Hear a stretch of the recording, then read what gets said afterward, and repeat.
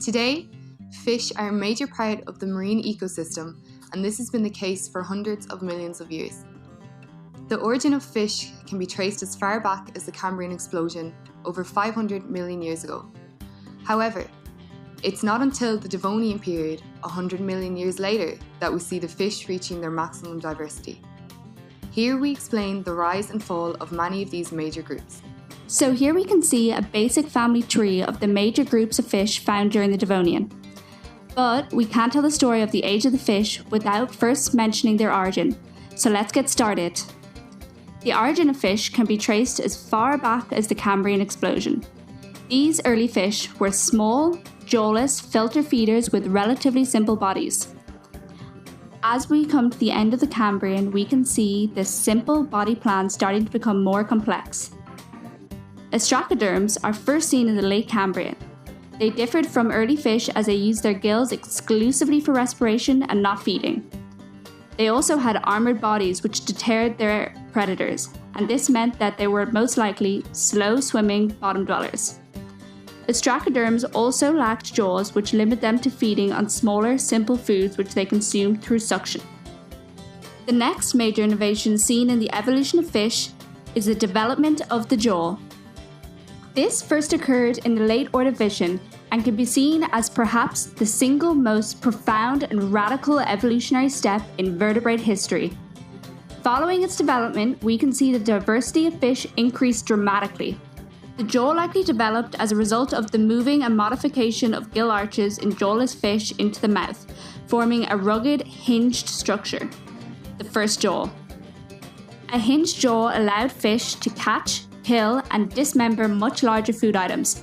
This innovation allowed fish to become large predators for the first time in history. Among the first jawed fish were the placoderms. Like the ostracoderms before them, these fish bore heavy armour on the head and neck.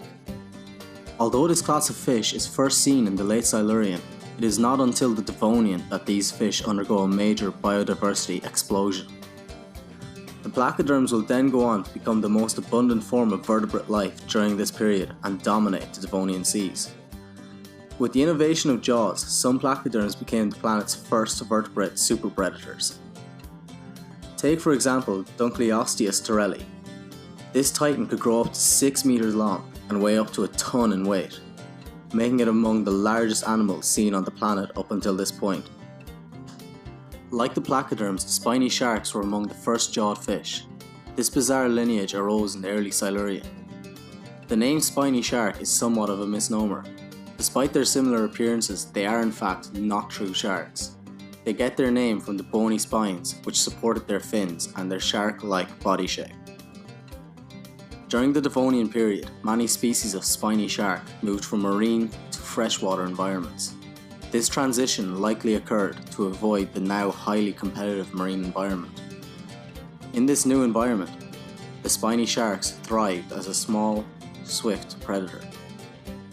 The chondrichthyes is a large class of fish which includes sharks, skates, rays, and chimeras.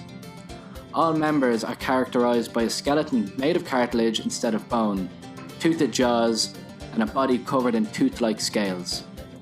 The first cartilaginous fish are seen in the late Silurian in the form of early sharks. By the Devonian, we see evidence of sharks growing relatively large and taking up their traditional role of predators. Bony fish get their name from their rigid skeleton, which is constructed totally out of bone as opposed to cartilage. This huge lineage first appears in the fossil record in the late Silurian, but remains becoming more common throughout the Devonian. The Osteichthyes can be divided into two main groups, the ray-finned and lobe-finned fish. Ray-finned fish differ from their lobe-finned counterparts on account of the construction of their fins. As their name suggests, ray-finned fish have fins constructed from thin, bony rays which are connected with a fine web of skin. These fins are powered by muscles inside the body. The fossil record suggests that diversity of this class is modest throughout the Devonian, but what they lacked in diversity they made up in numbers. The other major class of the Osteichthyes is the lobe-finned fish. This class is characterized by fleshy fins with a robust internal skeleton and musculature. The lobe-finned fish display massive diversity during the Devonian. They were especially successful in freshwater environments, where they received less competition. In these freshwater environments, the lobe-finned fish thrived. Take for example the rhizodonts. This order of lobe-finned fish could attain sizes of up to 7 meters and were apex predators of the Devonian lakes and rivers. In the late Devonian, a pioneering group of lobe-finned fish made the transition from water to land, becoming the first tetrapods. Every living amphibian, reptile, mammal and bird can trace its origins back to this major evolutionary step.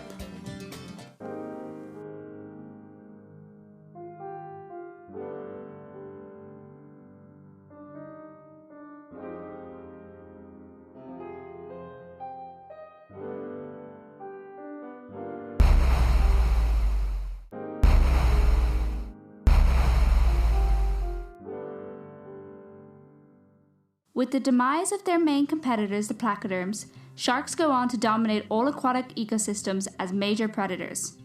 The body plan of the shark has remained largely unchanged since the induction in the late Silurian and Devonian. This perhaps displays what a successful design it is. Despite their meagre start in the late Silurian and Devonian, the ray-fin fish are perhaps one of the great successes of the evolution of vertebrates. Following the Devonian, their diversity remained modest until the Mesozoic. It's at this point that the ray-fin fish began to undergo major evolutionary radiation, which continues to this day. Will these evolutionary adaptations, which have been successful for millions of years, be able to adapt to the impact of modern man?